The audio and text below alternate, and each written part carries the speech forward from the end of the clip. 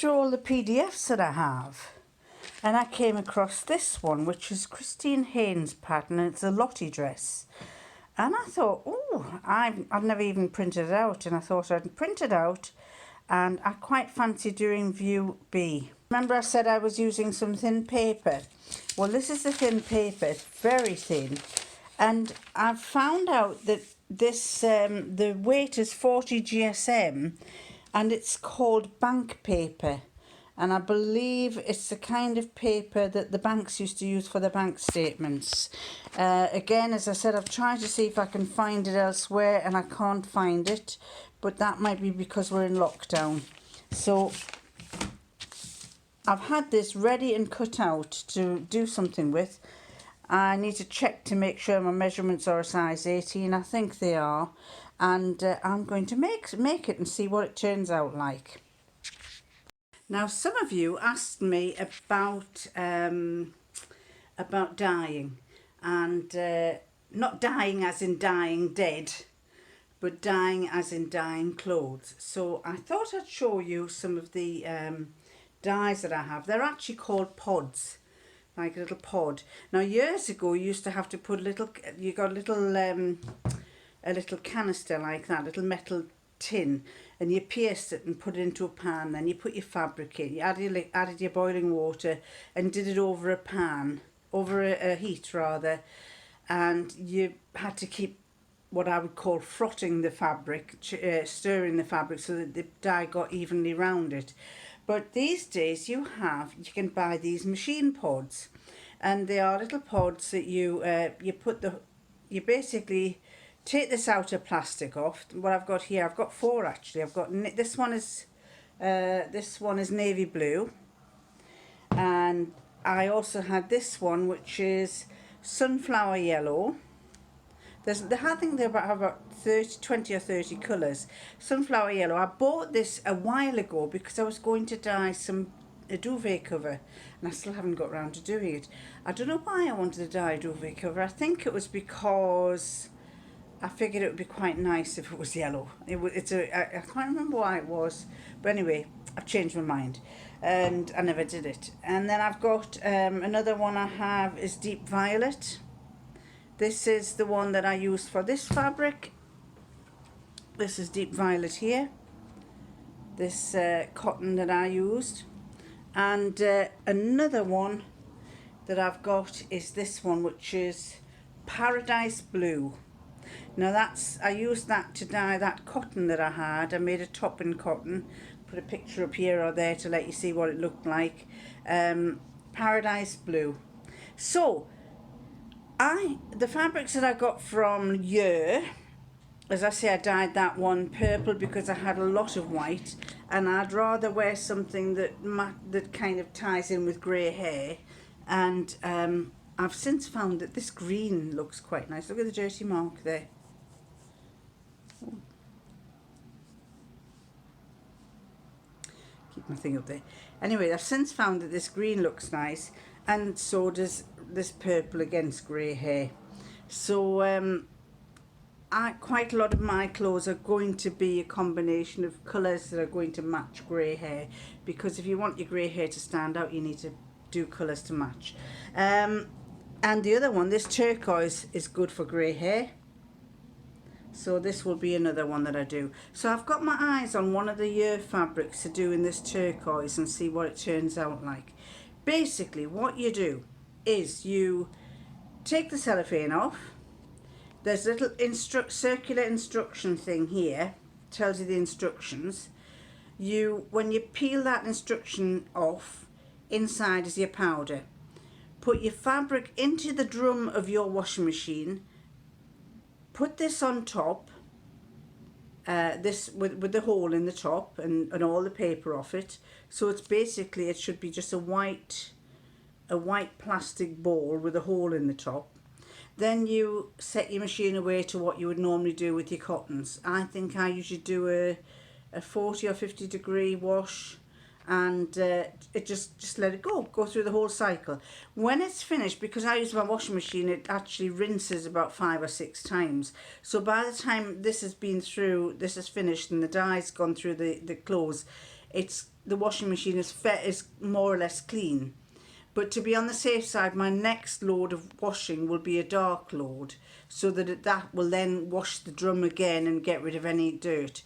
You might, the only downside, if you are finicky about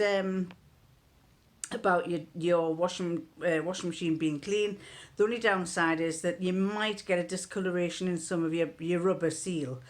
I've dyed so many clothes that I have a slightly different colour on the seal a little bit, but the fact that I wash straight afterwards and go through another cycle, then it doesn't carry on to any clothes. And what I have found is when I wash the clothes again, once I've made them and I've gone and put them through the wash with other darks, the colour doesn't run into other clothes. It's really good, this dye, and I don't have any problems with it. So I have 4 colours to use. I've got a turquoise, a purple, a navy blue and a yellow. I've just got to find the fabric that I want to dye now.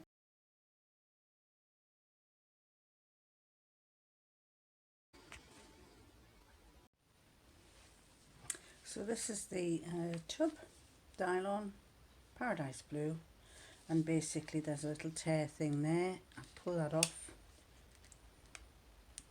all the way up, undo the wrapper, and you've got that on the top. You can take that off. That's the information that you might want to read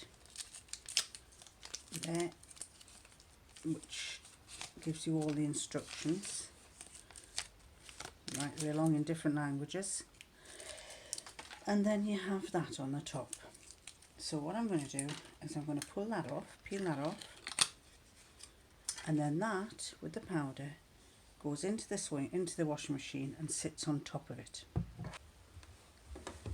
Sits on top there, just like that. Close everything up, set the timer away. I'm going to do super quick, start it, and away it goes. And let's just see what happens to it. Will I like it or won't I? Right, I thought I would also let you see this. The top that I'm wearing, let me put this on here so you can see. This top that I'm wearing has sleeves. It has sleeves that are basically faced. They should be there, but I tend to like mine turned up. It's actually faced all the way up on the inside.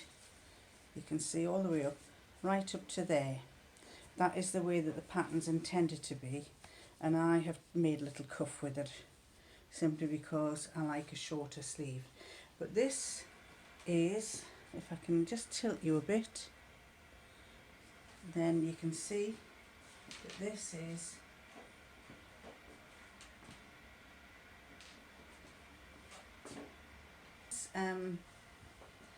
this pattern is the Bella Donna top and tunic, and the one that I did was that one, but I've made that detachable and I've actually made the front go into a little V. So this bit here, if I tilt it up again, this bit here comes off. So let me take my glasses off. That comes off, and then I've got a little bit of a V-neck there, like that. Tilt you back down so you can see. And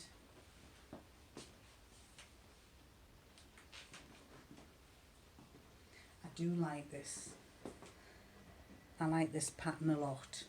This is really nice. I really like this. This has become my favourite pattern of mine. I like the way it hangs at the front. I like the way it sits on me. Everything about it I like.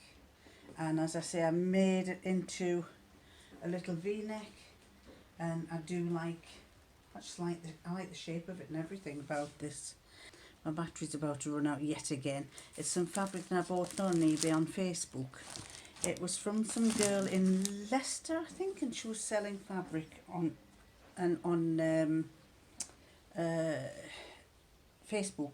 lovely. And when I got it, I wasn't sure whether I'd like it, but it's lovely quality jersey. So I'm well impressed by it. You could get some idea of what it's looking like. This white fabric and black fabric has got a lovely tinge of blue. I'm looking forward to seeing what it turns out like. This is my front loader, and when the dye gets in, it sometimes gets into there. You can't really see it very well in this light, but what I do is I get some wet ones, a wet wipe, and I spray it with some, what I'm using here is flash bleach cleaner. Spray that, and then I just run this around the edge of the rubber seal, and it comes out with not a great deal, but it just cleans it for you. There you go. And I do that a couple of times just to get all the, I'm doing the top as well as the bottom, just to get it all cleaned out. But after that, not a great problem. So this is what it's turned out like, a beautiful, beautiful turquoisey blue. Beautiful turquoisey blue.